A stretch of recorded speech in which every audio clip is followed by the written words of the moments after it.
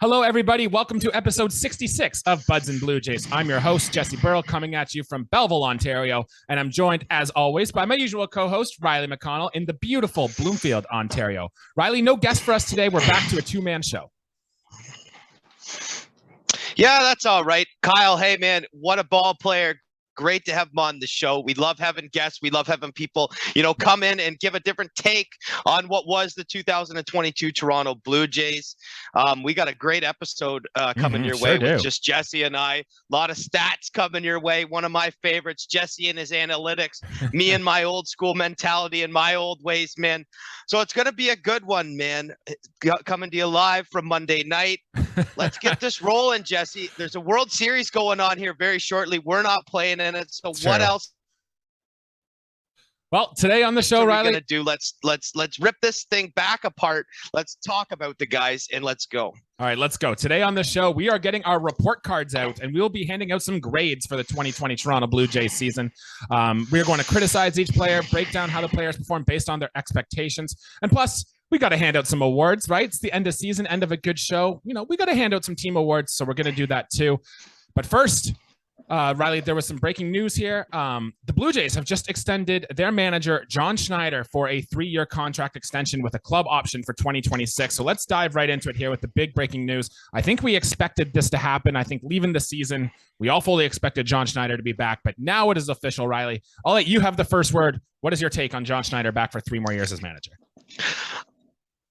I think it's a great choice. I think I'm going to go back on what I said and what a lot of people think. He's worked with these guys in the minor league system, a lot of them. He made a big splash with the club. 46-28 is his current managerial record. 622 winning percentage. With this Toronto. That's really good, man. And I mean, we did have, we did have a real up and down year in the regular season. Despite this isn't about this episode, not about the playoffs. These are hard regular season numbers. I'm going to like this a lot more, but I really like that John Schneider is going to be with the team for sure for 2 years after this. And I think there's a lot of good to come with it. I mean, managers aren't going to win you ball games, but they certainly can lose you a lot of ball games depending on situation calls. So let's see what happens. I'm excited about it. I think that he's the right guy for the job right now. We're not going after a big, huge name guy. Schneider's not a household name yet as an MLB manager. This is very much a rookie season coming up for him. I'm really excited to see what he does and what impact he's going to have with this team. I can't imagine it's going to be a negative one, but how much of a plus will it be to have John Schneider as the Toronto Blue Jays manager in 2022? It's been unseen yet, obviously. Pretty excited, man. We'll see what happens. I also don't think it's an accident that they gave him under team control until 2026, because that's when Shapiro and Atkins' contract is still up for. That's when Vladimir Guerrero Jr., Bo Bichette, Jordan Romano all become free agents. So if the Blue Jays are going to win a World Series with this core of players, it's going to be with John Schneider behind the bench in the managerial position. And I think that's just great. We've got our core. Now it's going to be up for the players on the field, led by John Schneider, to take us to the next step. Yeah, and I believe that the next step is coming, man. I mean, it was just one of those years. We've been saying that for the last 3 or 4 years, Jesse, but that's okay. We'll turn over a new leaf next year with the same kind of core guys we got, a new manager to start game 1 of the season.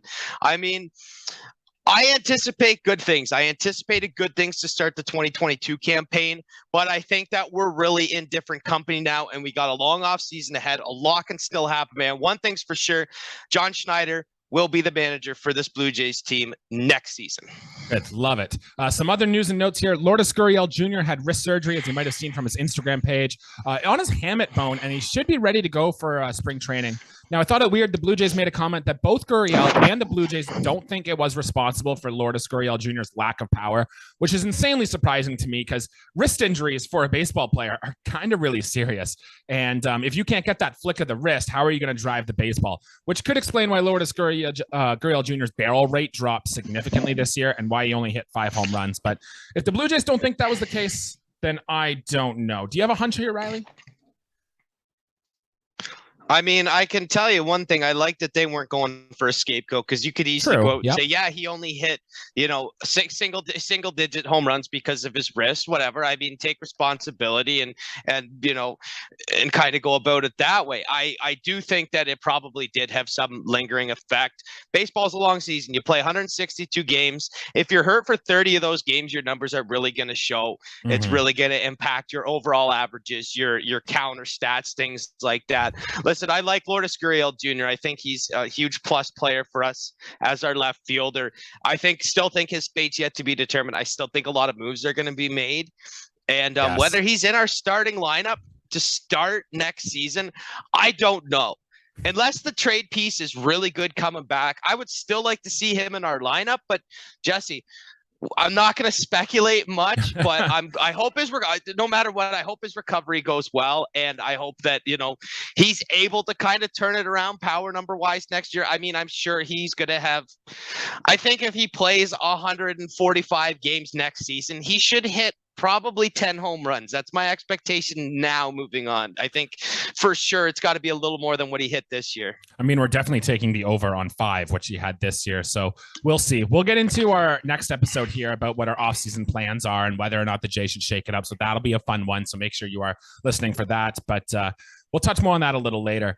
George Springer has post-concussion syndromes from his hit in Game 2 of the wild card game there. And it is still unsure if he's going to get surgery on his elbow or not. As you did know, he missed a few games. I think he made an IL trip due to his elbow injury. So we'll see with that on George Springer. And Riley, the Blue Jays had 5 players nominated for Gold Glove Awards this season, which you would have told me that coming into the season. I would have laughed at you. I would not have think that's possible, but here it is. We got Vladimir Guerrero Jr. at first base, Matt Chapman at third base, surprising nobody, Jose Barrios as a starting pitcher, and Jackie Bradley Jr. for right field, and Whit Merrifield at the utility award. And I didn't even know they had a utility Gold Glove Award, so that's kind of cool to get them. What are your thoughts on the Gold Glove nominees there, Riley? So I think that Whit Merrifield is an awesome candidate for the utility. I think that's interesting because Jesse, that's a totally new thing, man. Yeah. I mean, I don't know at what time they incorporated it. I didn't do my research towards that. Whatever, that's fine. It's got to be either this year or last year. But I think it's cool for guys that play a little bit of second, a little bit of right, a little bit of left, your utility player. And if that's the way that Whit Merrifield's career is going to go from here on, then hey, put him in those runnings every season that he plays after this. As far as guys like JBJ, I don't know if he'll win. I think that's more if he got enough reps or whatever. I mean, to be nominated, you did, but I just don't have good feelings. I also don't have good feelings about my guy Matt Chapman winning. I know it was down here. It'll be tough. It'll really come down to kind of the precedents he set in the past, winning a Gold Glove, a Platinum Glove, if you will. I think, and same with Barrios, not really sure. I'm not a great person at grading pitchers' defenses. It's so hard, right? I think, Jesse, if you were to ask us who the best defending Blue Jays pitcher was, we would say Yusei Kikuchi. I'm sure, agreed. Right? That would jump off the page for me. I think, Jesse, what we really got to look at though, as probably the guy who's gonna win a Gold Glove for us, is Vladimir Guerrero Jr. At first base. I think that there's a very good chance he wins this award in a year where he really had a down year for his power numbers. It was certainly, a great year defensively. The numbers don't lie. The defensive metrics don't lie. In the eyeball test, man, which is my favorite way to grade a defender, the eyeball test, because he bailed out a lot of his teammates. Let's just put it that way. Not going to point fingers to anybody in particular, but he made a lot of great stretches on first base, man. And it's a thing of beauty. He was, brought up as a third baseman, not really being a third baseman or whatever. He was heavy. He slimmed down. He could probably now play third base, but he's looking good and he's making great plays. And he had a great season defensively. I really think Vlad deserves this award, and I think he's going to win it. I think if anyone's going to win a Gold Glove for this Blue Jays team out of our nominees, it's going to be Vlad Jr. Agree with you there 100%. Riley, do you remember in spring training when Vladimir Guerrero, the announcement was made that he was going to be playing first base? He was a little annoyed. He was moved off of third base in the first place. But then I remember, I think he looked at Charlie Montoyo at the time and said, I am going to be the best damn first baseman in this league. And it took, 2 seasons for him to do that? incredible stuff by the young kid with Vladimir Guerrero Jr. And this guy just bleeds baseball, man. It's actually quite unbelievable when you look at it like that. Your other notes, though, there, yeah, I agree. Jose Barrios wasn't even the best defensive pitcher on the Blue Jays on the team. It was Yusei Kikuchi, so don't think he's going to win that there. And Matt Chapman just got the I've been really good for a long time vote. I don't think he'll win, but good stuff from Matt Chapman. Yeah, I agree, man. Next year's a different year for guys like that. For sure. If Kikuchi pitches the innings, there's a real good chance next year he's nominated if he's in the rotation and making his starts. You say Kikuchi could very well win a Gold Glove in his career, man. Same with Chapman. His clock isn't over as far as defense goes. I think that's really what's going to hold Matt Chapman in the league till he's, in his mid to late 30s, things like that. But for sure, Vlad deserves it, and I'm sure he'll win it. Absolutely. Now, Riley, let's get on to the fun part, the meat of the episode here. And before we get into our grades, we have to give out some awards. So, Riley, it's award season. I don't know if you have like an awards theme song or something you want to mutter here. I don't have any sound bites for us, but got some trumpet you can play. Yeah, nothing of the copyright variety. You know how it works, man. I'd love to play some theme anthem like a WWE wrestler walking down to the ring, things like that. We don't got none of that, man. But you know what? What we do have, though, Jesse, you and I, are good, perceptive baseball minds to follow our Blue Jays and award these awards accordingly. Award these awards. I guess you could say that. It sounds like good English. Well, without further ado, this is the Buds and Blue Jays official award ballots. The Buds Jays, the Buds trophies. I don't know. We can name up a trophy. We'll get someone to think about it. Leave a note in the comments if you can think what a good name for these trophies should be to hand out to these players. But without further ado, Riley, let's start with the Toronto Blue Jays team MVP. Do you want to go first, or should I take this one away? I want you to go first on this one because it will start the episode rolling because we talked about this. You start this off because this is the correct answer. Yes. Let's go, Jesse. All right. The Blue Jays MVP in 2022, surprising nobody, is Alek Manoah. Now, it's tough to give what typical is a hitter award MVP, but Alek Manoah, his performance was just simply that much better than any other hitter on the Toronto Blue Jays. He went 16-7, a 2.24 ERA, over 196 and 2/3 innings pitched. Riley, his career high by far, 4.1 WAR this season. He struggled a touch with his command in August, which led to like a 3.5 ERA that month, but he got even better as the season got on. Alek Manoah took the Toronto Blue Jays on his back, and he stayed healthy all season, Riley. Alek Manoah is my MVP. He's only getting better. A+ grade for Alek Manoah on the season, whatever you want to say, but absolutely MVP, Alek Manoah. There is no question, and there should be no question in anybody's mind that Alek Manoah was the best player on this team. He was the best pitcher, and he's not even close to capping out on his ceiling yet. There is a lot more to come from Mr. Manoah. What else can you say, man? Anytime you get a pitcher that, has a sub-3 ERA and a whip that even is remotely close to 1, doesn't matter if it's over, under, his was slightly lower than 1, which is one of the sexiest numbers in baseball is a walks. We love a good whip, don't we? I love a good whip number, just slightly below 1. I mean, what else can you say, man? It should surprise no one that Alek Manoah is the team MVP, despite his pitching performance at certain times. He dealt with a heavy workload, of course. I know that game 1, didn't go his way in the playoffs. We're not talking about the playoffs. This was a dominant regular season for Alek Manoah. And might I mention, his first full major league season. So impressive, man. He's not even close to being done. Now, I want to give out not a phony award, but there's no question in my mind that Alek Manoah is the team MVP. What I want to do is almost give out, the position player MVP award. And this one, honest to God, was a tough one to give out. It really was, wasn't it? I feel like there was a lot of players that underperformed.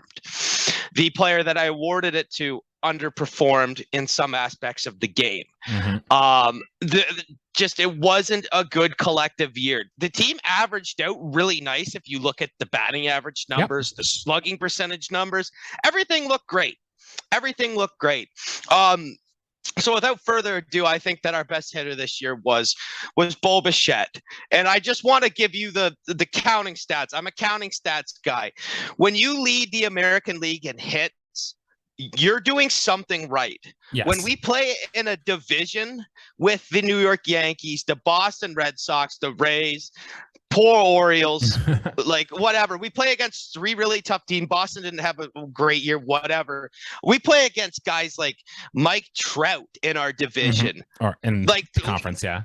Or sorry, yes, not in the division, in the league, in the American League. So you know what, Jesse? I mean, you got to give credit where credit's due. I'm just going to talk about that. There was a lot of aspects of his game that, yeah, for sure didn't peak up. He does walk out of this year with a very nice 69 career home runs in 200 doubles. Those are nice stats. Like the 100 doubles, I love. He's just definitely good at getting the extra base hits. The defensive metrics really aren't there, but I'm not going to pick those apart. At the plate, he did fine. You don't expect a lot of like walks at a guys like Bo Bichette, though. We knew this. I mean, he hits the ball a ton. I think that, his exact number of hits this year was 189. He had 191 last year. The years of guys hitting 220 hits or even 200 hits are kind of a thing of the past. Like, is 189 the new 220? Probably. But you know what? You got to give credit to Bo Bichette. He hits at the top of the order for a really good team where he could easily go to a weaker team and be the 3-hitter every day. So you know what? Got to give credit to Bo Bichette because he had one hell of an end of the year. He struggled for a bit, but he picked himself back up, and recovered nicely from that because if he didn't salvage his season towards the end, I wouldn't be sitting here saying by Bo Bichette's name. I would be probably talking about Alek Manoah and not even about a position player. It's just he salvaged his year. He led the American League in hits 2 years in a row. I think that's enough to kind of give him this one. Next year, I'm really hoping to talk about 3 guys hitting 35 or more home runs. But for right now, the expectation is high for next year. And we're going to finish with this season saying Bo Bichette was our best position player at the plate this year. See, it's so tough for me to give Bo Bichette an MVP award because he was just a league average player for 4.5 months, Riley. That's like 60% of the season, if not more. Now, his numbers at the end of the year, like you said, they all came back to what a typical Bo Bichette season was.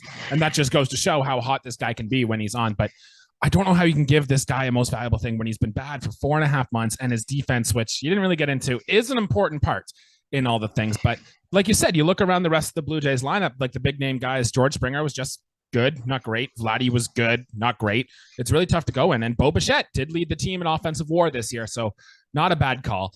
But let's move on now to our Cy Young Award winner. Now, Riley, I'm assuming if you gave Bo Bichette MVP, you're giving Alek Manoah your Cy Young Award winner, correct?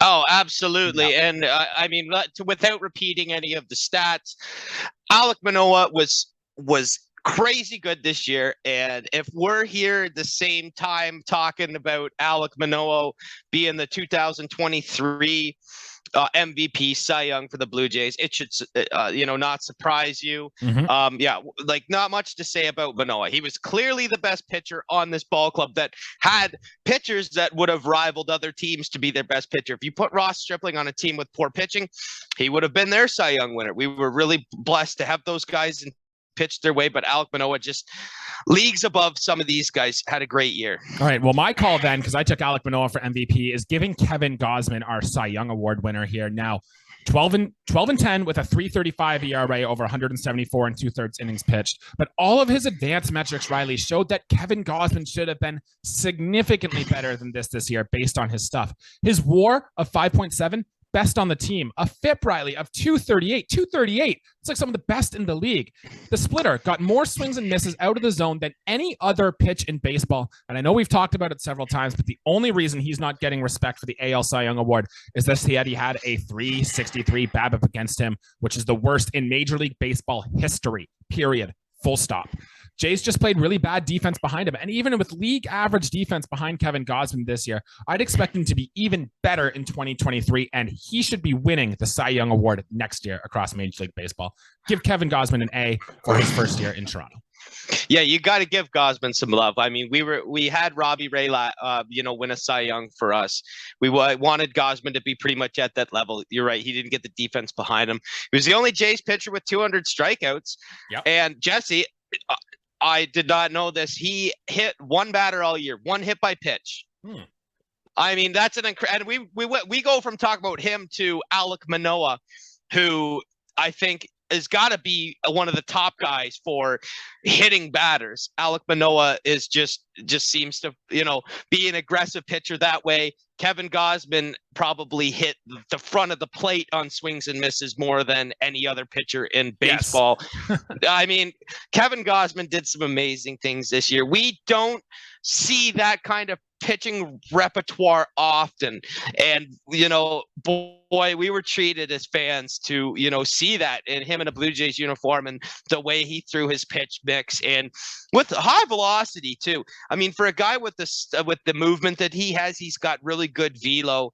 And I mean, he's got a really kind of off-tempo delivery. I mean, he's got the Tim Lincecum kind of hair.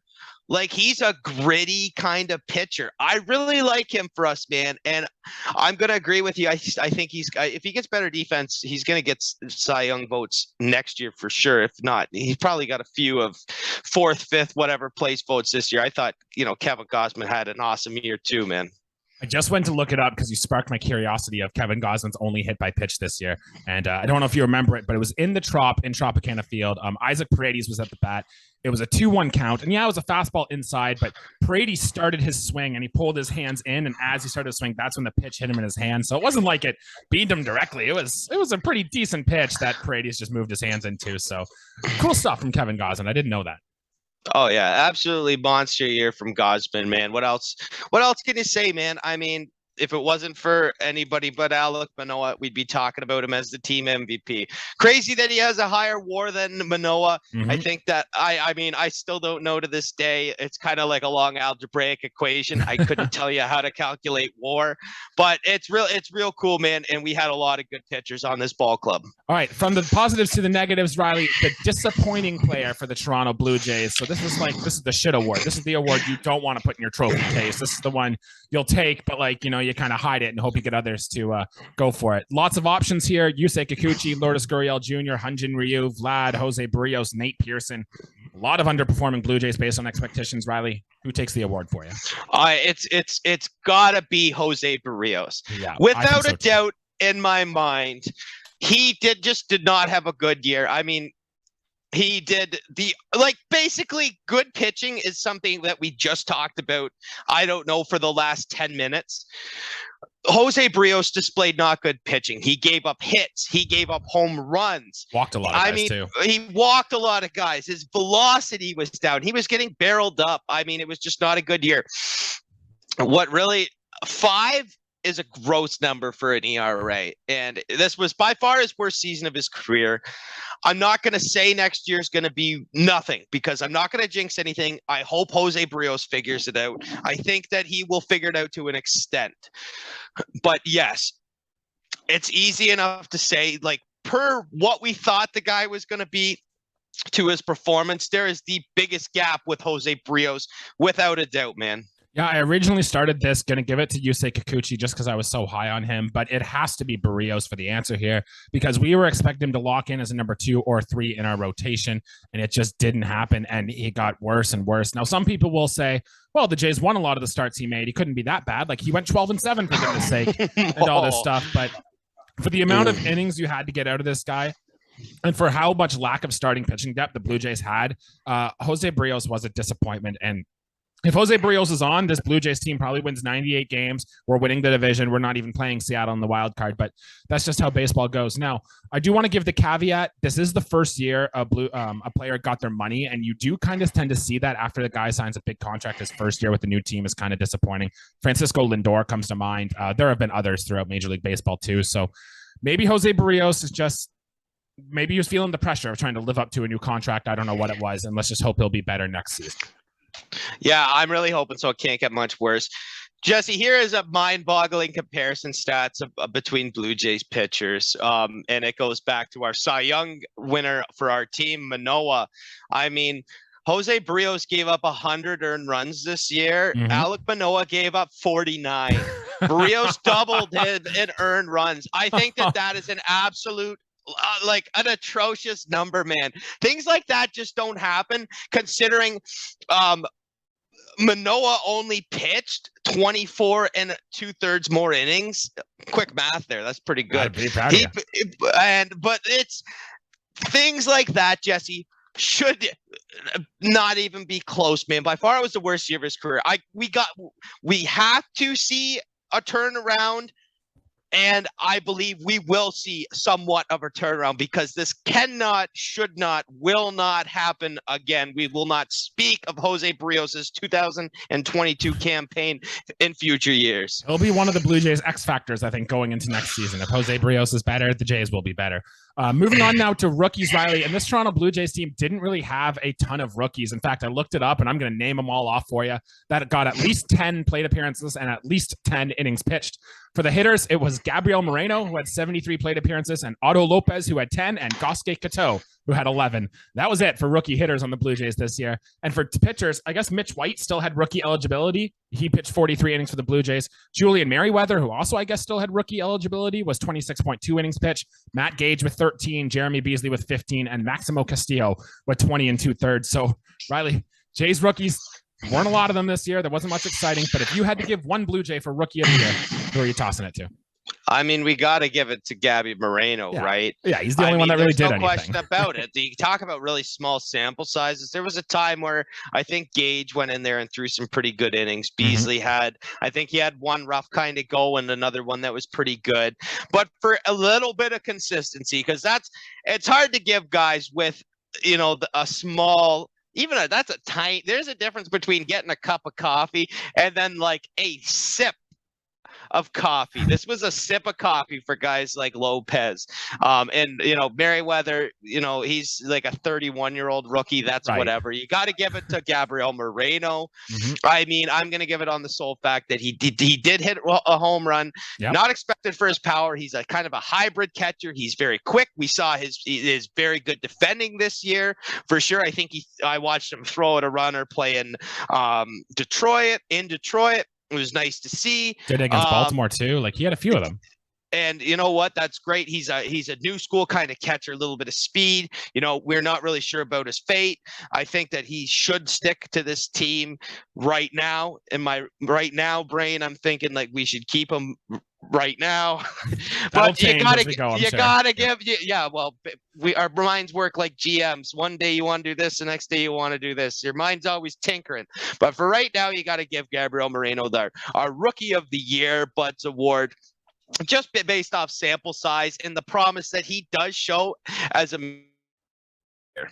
Agreed. He hit 319, 356, 377, one home run. He did accumulate 0.7 WAR in a short time with the thing, and you can really see the tools that had Gabriel Moreno be a high top prospect. If he just starts swinging at better pitches, not chasing so much, and the power comes back, there's a real guy here with Gabriel Moreno. I did want to throw just some love to Maximo Castillo, Riley, because if you remember back, I want to say late May, Jays were on a road trip. We were really struggling. I remember he came in to relief of Yusei Kikuchi, or maybe it was Barrios, I don't know, in Milwaukee, and he pitched 4 shutout innings, 8 strikeouts. He then got a start and was really solid in his start too. And he was really a stable pitching performance when the Blue Jays were getting just shelled with Kikuchi and Jose Barrios. So kind of sad we saw him go. He didn't pitch that well in Kansas City when he got there, so maybe it's okay. But just some love to Maximo Castillo for what he did for this team this year. Yeah, it's too bad because, we could have used a guy like that. But, Jesse, we're not here talking about the what ifs and should ifs and what could have been. It is what it is. Yeah, it sucks to see him go. He did pitch, very well when he was with us. He did start 2 games for us. I think one of them went well and one of them didn't go well. Yep. He's a young guy. A lot of kinks to work out, man. You can't expect a rookie or a sophomore, a guy, just to come in and pop right off in the league. I mean, it takes a lot of time. There's a lot of growing pains that comes with being a good MLB player. You got to go through the bad before you get to the good, man. And we wish him nothing but success in Kansas City. We'll be rooting for him. Riley, come back. Let's try to get through these next few pretty quickly here. We got our comeback player of the year, and you could go Danny Jansen, Santiago Espinal, Ross Stripling, Tim Meza, but it's Ross Stripling, right, for the performance he went on this year? Yeah, I actually have Jano. I'm a huge Jano fan. Okay. I mean, I have Ross Stripling in another category, perhaps. So I could go either way. But you want to talk about a guy who, if it weren't for his time on the injury list this year, I mean, it's Danny Jansen. He put up 15 home runs in a short period. That's the most home runs he's hit. I mean, yes, he's never truly played a full season.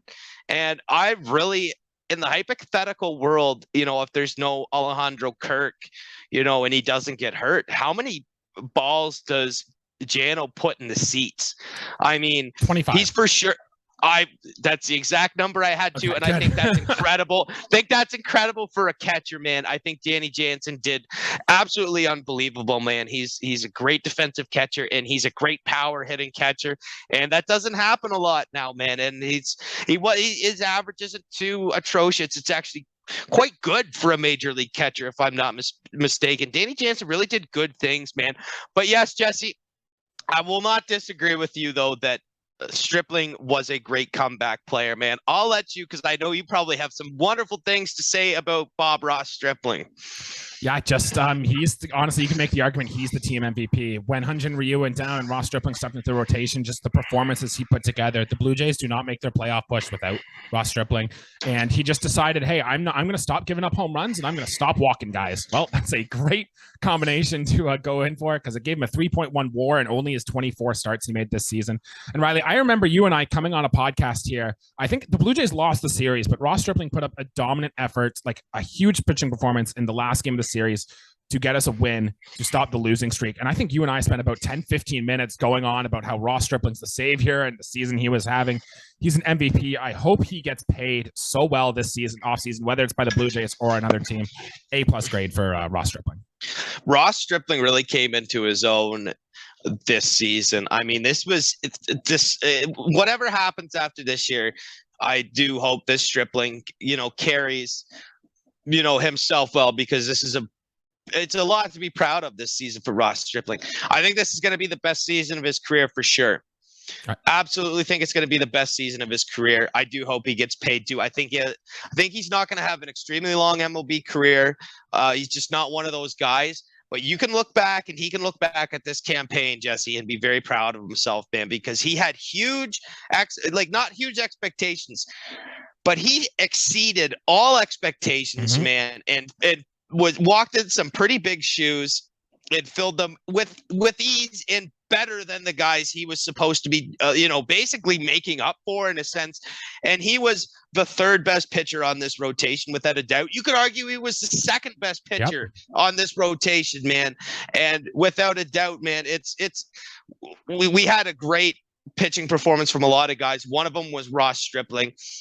He did, huge numbers in strikeouts, did not walk guys. And for a guy who walked out, as a long relief pitcher earlier in his career, he, made longer starts than what I would have held him to before. Seventh inning. I know a lot of them were fifth inning stuff, but hey, man, he did great this year for us, man, for sure. All right, we are going to take a quick break. We'll be back in 2 seconds to continue our awards and to get on with our grades. All right, guys, we are back. Welcome back. We got 2 more awards to hand out here. One, we are going to go with the best Blue Jays prospect. Now, if you're not a prospect guy, this could be tough, because none of these guys actually played for the Toronto Blue Jays in their season this year. But Riley, I think there's one big one that we talked about quite frequently on the episode, and he's got to be our best Blue Jays prospect. Go ahead, say his name. Ricky Tiedemann, That's for the sure. One. Yes, sir. Is our guy. This is a guy who is I don't know how many years, Jesse. It's hard to say how far off a guy is from the major league level. But for the big minor league systems, Jesse, it will not be very long at all until he's wearing a Fisher Cats jersey. I'm sure he should be in Double-A very, very shortly. He ended last season in Double-A. He had just got there. Well, he'll be there all year, Jesse, doing some great things in New Hampshire, because he doesn't need to go up to AAA yet. He's still very young, but for sure he is our top prospect. He really made his way up the pipeline this year, man. He 100%. Ricky Tiedemann is the answer. I wanted to throw some love to like Addison Barger, Zach Britton, or Adrian Hernandez, but Ricky Tiedemann is the guy. Some baseball outlets have him as the best left-handed pitching prospect in all of baseball, maybe behind Kyle Harrison of the Giants, but it's one of A or one B between those guys. Like I said, he finished up in New Hampshire last year. He never had an ERA higher than 2.45 at any stop, and he only gave up 3 home runs all season. He had significantly more strikeouts than both innings pitched and walk. And let's just see if he can avoid being traded this offseason, because the ceiling is sky high for Ricky Tiedemann. Now, Fangraphs has his estimated arrival time in 2026. There is not a chance. Ricky Tiedemann, if he's still on this roster, is going to be the talk of spring training. If he comes in and dominates in spring, kind of like Alek Manoah did in his rookie season, there could be a chance Ricky Tiedemann's up by May as soon as the Blue Jays get that extra year of control. There's going to be a lot of talk about Ricky Tiedemann going forward, and I couldn't be more excited for the kid. Yeah, he's still very, very young. There is a lot of ceiling with this guy. One of the top left-handed young pitchers in all of baseball, man. He should fit in with this rotation and this style real well, man. Mm-hmm. Can't wait to see what comes forward with him. Now, Riley, before we get into our grades, did you have a favorite moment or a game or a player or anything you wanted to touch on before we say goodbye to the 2022 season? I mean, for sure, we can look at the game that we absolutely destroyed the Red Sox at Fenway. God, we're gonna remember that one for a long time. That was a big game, man. Another thing that pops up is just guys' desires to play. I mean, the young guys are so feisty, and goes back to Alek Manoah. And with the games that he just didn't want to get pulled from, and the pure emotion, how mad he was at getting yanked from those games, whether it was the right or the wrong thing to pull him out of those ball games, man, that's a competitor. That's a guy who wants to throw 125, 130 pitches and go out there and just dominate. I think that's real cool, man. Do you remember the game in Yankee Stadium when I think Alek Manoah hit a batter and Garrett Cole starts chirping him from the other bench, right? And he comes out, and then Alek Manoah made some comments after the game. It's like, yeah, I'll listen to Garrett Cole when he walks past the damn Audi sign next time or something like that. I thought that was just absolutely hilarious from Alek Manoah. He's a top dog and one of our favorite players to watch this year for sure. Absolutely. His comments to back up Kurt when there was the fat guy shaming thing. I don't know. I don't pay attention to that crap. I think it's absolute BS. But guys like Manoah sticking up. Love Chapman's presence to this team too. Backing his guys up. A real motivator type guy. I think it was great what he said about Kikuchi, how he wanted him on this team. And I think there was another player, more recently about a slump. You might be able to inform me. I can't remember it, but Matt Chapman was just a guy who had his teammates' backs. I think it was real cool. Obviously fit in real well. And a lot of good storylines, man. One of the not good storylines was the whole movie thing for Vlad Jr. I think, calling that was a little bit, ridiculous. But hey, man, there's a lot of good things, man. For sure, I'll think about your team that had each other's backs, man. I thought that was really cool. Guys that wanted to compete, guys that wanted to stay into the game. Some cool off-field stuff too. I remember when Matt Chapman had his beach party and everyone was boarding up in beach gear going onto the plane. I thought that was really fun. Everyone looked like they were into it. And anytime you get a chance to celebrate, like John Schneider said, that is really cool. So the playoff celebration they had after giving the Red Sox a shit kicking was awesome. I love some of the clips and scenes we got from that. So hopefully more. It was a fun season 2022 until it wasn't, but I'm looking forward to what our next season brings.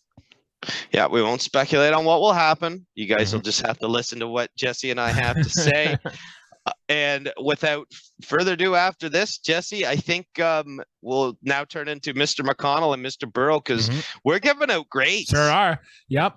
Riley, are you a tough grader? Like, are you going to be the one you really got to earn my good grade? Are you handing out Fs like crazy? Or what's your teacher style? Well, you know what? I think I would, first of all, make either a great baseball manager or a great teacher. So we're combining the two right now. I don't mean to toot my own horn, but you know what? It sucks because I'm walking into my office about to grade some test scores, and these are essay styles. There are no just check marks and X's. Baseball's a very analytical sport. Baseball's a very analytical sport. There is a lot of ways to get your point across, whether that be good pitching, good defense, big power numbers, good averages, things like that. There's a lot of ways to write this essay, and it sucks that I have my favorite students, so-called. I'll try and grade as fairly as possible, but I'm a pretty fair grader. Really hard to get an F, really, really, really hard to get an A plus, Jesse. All right, love it. Well, let's get into it. We run short of time and got a lot of players to get through, so let's try to keep this about 45 minutes or so. We'll start with the offense, and we'll start behind the plate with Danny Jansen being our first one up there. Riley, I know you love Danny Jansen. Give me your grade on Danny Jansen's season. I want to give him a B minus for the year. It could be a lot higher if he was not hurt. That is not his fault. I'd love to give him a B, but a B is kind of a 75%. I want to give him around a B minus, which sits anywhere between 70% and 73. Still thought he did great though. Give him a B plus, best hitter on the team by WRC plus. He was doing that Marcus Semien thing where he was hitting the ball to his pull side and in the air. And yeah, you can pitch around that, and there is still a lot of swing and miss, but Danny Jansen plays good defense, hit a good arm. B plus, just solid season for Danny Jansen. Was happy to bank that in. Moving to our next catcher, Alejandro Kirk. Riley, I'll go first for this one. I gave him an A minus simply because I think he's still the best hitting catcher in the game. And yes, there were some flaws. He's never going to be a good base runner. And I would love to see more power in his bat because it just disappeared for months at the time. But his framing got better behind the plate. I want to give him mad credit for working so well with Alek Manoah and giving him a good season. And plus, he stayed healthy for most of the year. A minus for Alejandro Kirk. What's your grade for him? So I would have had him at an A minus or a B plus for the first half for sure, but I think he finishes the year with a straight B. He gets the B, could have been a B plus, but the power numbers just weren't there to finish the year and cap off the season. Yeah, some good stuff here or there. Now to our first baseman, Riley, the movie maker himself, Vladimir Guerrero Jr. How do you think he did? I for sure. I still give him a B plus, man. Again, like for Vladdy to get his own A plus, my expectations are really high from. He still had a great year, a lot of great things defensively. Still a good year at the plate, man. I mean, he's still having an 800 OPS. He's still got an over 800 OPS, Jesse. You can't really crap on him too much. He gets a B plus for me. I give him a B minus simply because he was just coming off an amazing 48 home run season in 2021. And our expectations were sky high for the kid. Like, I think a lot of us thought he could be like Albert Pujols type stuff. But if this is his down year, it's still a good year. And all I want to see is just have him hit the ball in the air more. You can be a constant MVP. His defense got better too. So yeah, B minus. He's going to be better than this next year. Yeah, I agree with you, man. Just a down year for him power-wise. All right, to our plethora of second baseman, I guess we can wrap the three of these in together with Cavan Biggio, Santiago Espinal, or Whit Merrifield. I guess I'll go first here. I gave Cavan Biggio a C minus. His defense was good, and aside from a 2-week stretch, his bat just was awful. I gave Espinal a B. He was an all-star in the first half. He hit well when the Blue Jays typically weren't hitting well. He played good defense, I think. Exactly what you wanted from Santiago Espinal. And Whit Merrifield, I gave a B minus. It took him a while to get going once he got to the Blue Jays, but once he got here, he got comfortable. He started to hit a little better, and plus he was always professional whenever he was doing some. So Riley, our second base trio, give us your grades. I'm going to go Whit first on this one, and I think it's interesting. I'm going to give him a C plus, and it could have easily been a B, but the power numbers during his stint, I think if he hits 5 home runs, he's sitting at a straight B or a B plus. I think that just a really down power number since he came over to Toronto. I give him a C plus. Cavan, agree with you. He gets a C minus. Again, nothing really too flashy. And Espinal's a B minus. Okay, yeah. If he finishes the year like he started it, it's a B plus or even an A or an A minus for him. I think he could have very well had an A year. Again, kind of had the Kirk thing going on. He started the year really hot, finished it, less hot. So Espinal for me, getting in the B territory, a B minus. He just had some clutch at bats when the Blue Jays really needed him, especially early in the season. I remember we talked about it a few times saying, wow, we're so impressed with this kid. So good. Hopefully he stays around here, especially coming off the bench. Riley, our shortstop, Bo Bichette. We talked about him a little bit earlier. I think I settled on a B with Bo Bichette, where you were giving him like in the A range. And give us your official grade on Bo Bichette. My official grade for him is an A minus, and it could honestly, if he played Gold Glove quality defense, it would have been an A plus. I'm not gonna crap on him too much for the defense, just because there was a lot of other good pluses, and he carried us to a hot end of the season. I think that's really important. Basically saying he's writing their 5-paragraph essay, Jesse, his conclusion, his wrap up to the essay was really, really good. I was a big fan of it. It was a real tearjerker. I'm going with an A minus for Bo. All right. Yeah, I'm giving him a B. I can't overlook that defense, especially some of the throwing errors. And like I mentioned earlier, when you're just an average player for 4.5 months, It's really tough. It's really tough to go. And I just wish he'd pull the baseball more. I wish he'd attack that fastball more. Like, it's frustrating because he has some of the best skills in the game, but you just know he could be so much better because you can see it, and he just hasn't done it yet. But we'll see. He'll be an interesting guy to follow next year. Riley, your third baseman, Matt Chapman. What's your grade for him? Honestly, man, as much as I hate to do this, I will. I'm gonna give Matt Chapman a C+. Well, The power number. It does. It really hurt me. If I would, I'll tell you what. I wanted to give him a B-. I just couldn't give my favorite student a B-. His he's got to go home and give that to his parents. It's going to be fine though, because next year will be a lot better for him. He didn't have that Gold Glove defense this year. His power numbers were down, and his strikeout numbers were astronomical. Those cannot be overlooked. I think if you give anything more than a C+ to Matt Chapman, you clearly love Matt Chapman more than I do, and you probably don't. I gave him a B-, Riley, so maybe I do love Matt Chapman more than you do. But I just want to say, you're right. His defense did take a step back, and we didn't get the 5-WAR player from Oakland and the 2017-2018 seasons. But second on the team, 27 home runs. We can't overlook that. We can't overstate his veteran experience, too, and the way he's kind of helped the team, way he's talked up this team.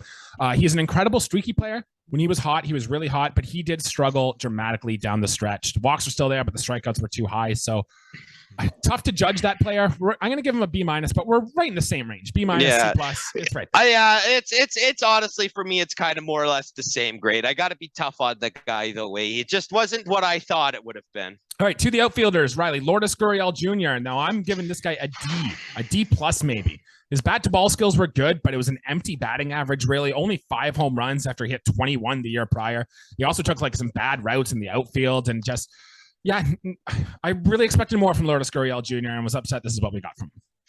I think when you look at his baseball card in future, this will certainly be an outlier on that baseball card. So. I'm going to go ahead and I'm going to give him a C. It was a down year in almost every aspect of the game, especially those power numbers. Those 5 home runs stick out like a sore thumb, man. Obviously didn't play the full year due to injury, but I don't think we would have seen a big spike in stats. He did finish the year with a 291, 292 batting average, which is, it's still an empty batting average. So at the end of the day, Jesse. Yeah, I mean, he did have games where he put a lot of hits together. I think he had a 6-hit game in Boston, so there were some good things with Gurriel. The rest of our outfielders, let's go George Springer next. Now, I gave him a B+. He stayed healthy, which is the big thing we said coming in for George Springer. He did hit 25 home runs, a 4.2 WAR, which was really good. He was an all-star yet again.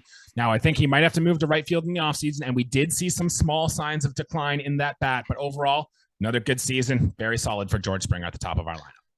I'm gonna grade Springer the exact same as you. I think for sure he had a B+ type year, man. Mm-hmm. He is in the decline, and I hope he recovers well from this injury. This doesn't hinder him too much. We'll see what happens, but for sure he gets a B+ grade. He is still an above average player in all facets of the game. He got a B+ from me too. How about Teoscar Hernandez, Riley? Up and down season from him. Where did you end up with him?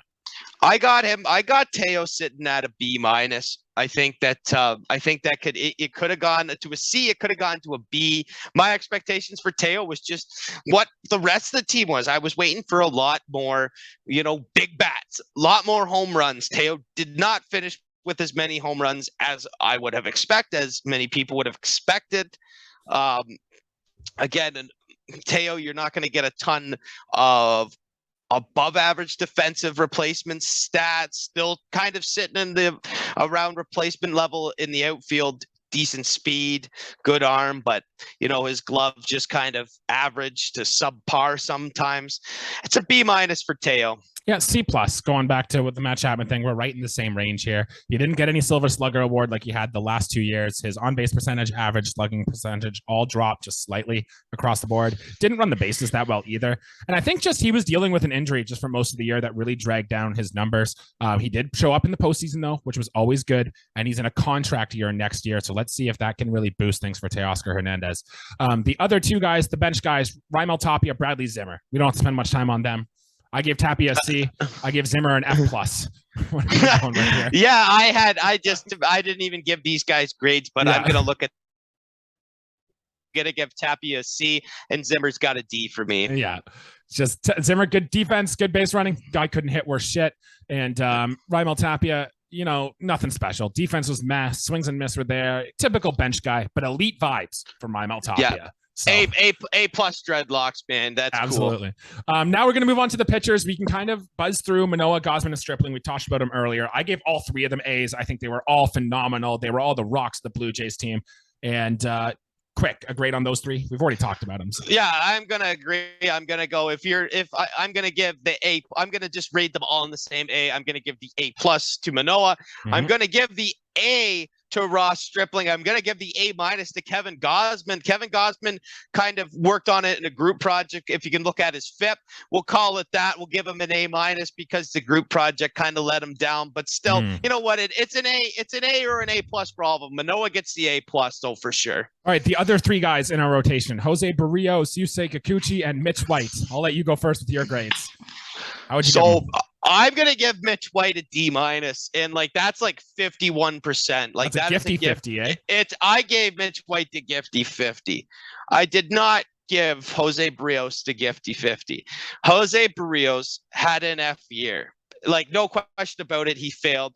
And I'm really curious, Jesse, because before I say my grade, I really want to know what you say about Kikuchi. Well, Barrios, I gave a D. We talked about him earlier. We don't have to touch about that. Mitch White, I give an F. Yikes. Disaster from Mitch White. We wanted more. And I'm giving Yusei Kikuchi a D plus, just because I'm buying him back in. He was bad. No sugarcoating it. Yusei Kikuchi was bad in his first year with the Toronto Blue Jays. But I just look at the strikeout numbers. I look at what he did. And when he got into the bullpen, was striking out some guys. If he can just find command, which is easier said than done, but if he can, there's a real good picture still with Yusei Kikuchi, and I just love upside. I'm a sucker for upside. I still think Kikuchi has it, so that's why I gave him a D plus, because I think there's still something there. Sadly, we're not giving grades on upside. We're giving it for what happened in the air. Jesse, I didn't give him an F. It's really hard for me to fail you. He got a D. He got a D minus, and it wasn't a gifty 50. He sat around at 53% for me. One of the lowest grades in the class. But Mitch White got the gifty 50 for sure. And Barrios, he shouldn't have even written the final exam kind of thing. All right, let's go to the bullpen here. We'll start with the big name guys. Jordan Romano Riley. He had a few blown saves and a meltdown in the playoffs, but the Jays simply do not win 92 games without him. I gave him an A. I think this is the best year Jordan Romano's had in his career and might be the best of his career, period, full stop. What do you give him? I think we like what Jordan Romano gave us this year. Absolutely an A year from him. Will this be the best year of his career?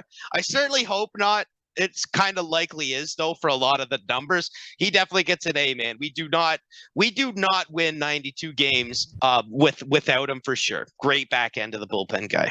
Our two setup man, Jimmy Garcia and Anthony Bass. I ended up on B plus with both of them. Jimmy Garcia had a few blowups, but was mostly dominant, just kind of what you expected from him. And Anthony Bass, he was a little bit home run prone, but he was ultimately really effective. And aside from his postseason appearance, of course, good piece in the bullpen, did kind of what we needed him to do, just B plus all around. I want to talk about the transfer student first, the guy who came from a high school in Florida, moved to our Blue Jay college, high school, university, whatever you want to call it. A minus for sure.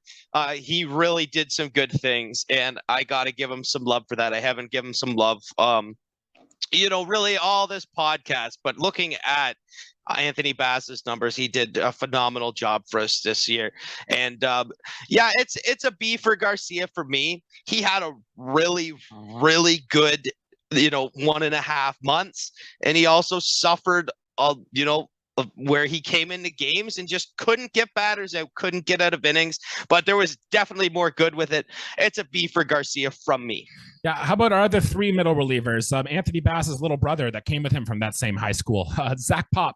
And then we can also add in Adam Simber and Tim Meza in here. I gave Pop a B, Meza a B minus, Simber a B plus. Pop, elite stuff on the fastball. I really think this guy could be even better. Keep an eye on that. Tim Meza, gave him a B minus. Good, not great. He got lefties out at a good rate. Solid part in our bullpen. Did kind of what we needed him to do.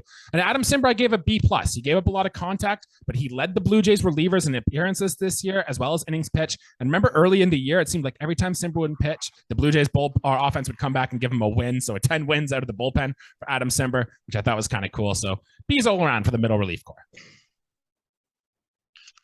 Yeah, I'm gonna go the C plus. B minus B route. I'm gonna give my C. Or sorry, we'll start with the highest grade first. Actually, shoot, no, we'll start with Zach Pop because that's how I have it timed out. We're gonna give the B minus to Zach Pop. I think that he, came in and was very effective. I expect his grade to be a lot higher next year. I'm going to give the B to Simber because, like you said, Jesse, he just found ways to get wins. I mean, it's incredible as a relief pitcher to get as many wins as he did. And Tim Mason gets a C plus from me. And it goes back. It could have been a B minus basically, but I thought that his numbers weren't, total standout. I want to give the B minus to Pop instead because you know what? He's younger, he's new, he's fresh, and I think that the ceiling is a little bit higher. And the other guys in the pen that really pitched significant innings, David Phelps and Trevor Richards. I gave them both C's, C minus for Richards, but David Phelps was fine, 2.83 ERA. His expected stats were a lot closer to mid threes, and most of his appearances came in low leverage anyway. But effective, low leverage innings, we'll take that. And then Trevor Richards, the strikeout numbers were good, but he gave up a lot of home runs, and he walked a few too many guys in the back end of that bullpen. A fine guy to be your seventh guy in the pen, but just kind of meh from Trevor Richards. I actually forgot to grade Mr. Phelps's paper, but I'll do so right now. I will just give him a C grade. Sure. But Trevor Richards got a D plus from me. Yeah, I thought that I thought that his article on opener was not very good, nor did I enjoy it one bit, Jesse. I again, you gotta put it on some guy in the bullpen for some parts of the year. And I think Trevor Richards, took it in the teeth some games, and you got to kind of say that, hey, who wasn't good for us this year in the bullpen? And you can kind of point fingers at Trevor Richards, I guess. He was good at some points, but again, we had a very good bullpen at points this year, and Richards, was probably the weakest guy out of the bunch. And now to tie our episode full circle, we have to talk about the coaching staff. So I guess we got to give Charlie Montoyo an F, seeing how he got fired midway through the year. So he's like the type of guy who came to our class. He was banging the bongo drums too loud, and the principal had to kick him out of there. So we expelled Charlie Montoyo. So I'd say that's an F. And then John Schneider, B plus. Good, solid. He kept quiet. He did his own thing, handed in his work on time. Maybe did a little extra credit. Good for you, John Schneider. Yeah, he for sure gets an A minus for me, man. I mean, he had a super good winning percentage in his first year. It's hard to take over as a manager, or any coach in any sport, coming in kind of halfway. You got to give a lot of love to John Schneider, man. And I think that he's going to exceed, whatever Montoya did with this club. I think this was the right call. He gets an A minus for me, man. All right, so I think our main takeaways then, now that we've gone through the whole Blue Jays 25-man roster and their player stat, is there was a lot of players who simply just met our expectations, and then we had the few big surprises like Manoah, like Gausman, like Ross Stripling, and like Jordan Romano. And for the rest of the guys, it was just like, yeah, they were good, but they weren't great. And not a lot of players, I think, ultimately reached the upside or their highest case scenario season that they could have had, which would have brought the Jays to a 100-win season. But we also didn't see many players have disastrous seasons aside from maybe Gurriel or something like that, which would have brought this team down to 85 wins. So I think our takeaway here is that the Blue Jays were a true talent 92-win team. Most of them played at their true talent level, and we won 92 games on this season. Makes sense to me. Riley, what are your main takeaways from our grades we did here? I think if you replay this year, we do sit somewhere between, we might cap out at 96 wins. I think 92 is a good number for us. I think we earn those wins. I think the fact that you look at Jose Barrios and what his pitching numbers were, then you look at his counter stats, like his wins, losses. It's just funny how baseball works, man. Baseball is a wonderful, beautifully chaotic game sometimes, where sometimes the worst pitcher on your staff gets more wins than a guy who would be a number 2 on other staffs. It's crazy how things work out, man. Like I said, I think if you replay this season, we sit between 88 and 96 wins. Yeah, so 92 makes exactly sense where we ended up with this current core of players. So that'll do it for episode here today, guys. Thank you, everybody, for tuning in. Make sure you leave a 5-star review on those podcast streaming platforms. Make sure you like and subscribe to the video on YouTube. I probably shouldn't have waited to the hour mark in the show to plug this, but if you're still here, toss us that thumbs up. It's the best way to help the show grow. Make sure you check out our friends over at Leafs and Lads if they're still doing their videos over there for all your Maple Leafs coverage. We'll be back next week, Riley, and we're going to get really into the offseason mode. We're going to discuss things like, should the Blue Jays shake up this roster? Should we trade for Ohtani? And we're going to go through some of the free agents to see how they would fit on this team and some trade ideas and stuff. We did pretty good last year, Riley, calling a few of the big players the Jays should acquire. So bookmark that one. That should be out at some point next week. Anything else to add, Riley, before we get out of here today?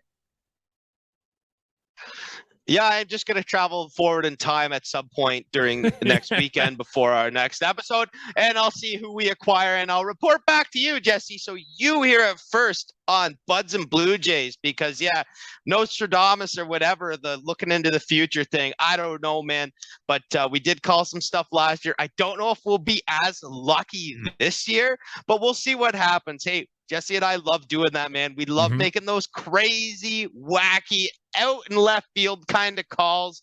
And yeah, we hope you guys enjoy the stuff. We love doing it. Let us know what you think of our grades, whether we were too hard, too easy on the guys. I think, Mr. Jesse, you were a little easy on certain guys. I could have been. Yeah. And I think.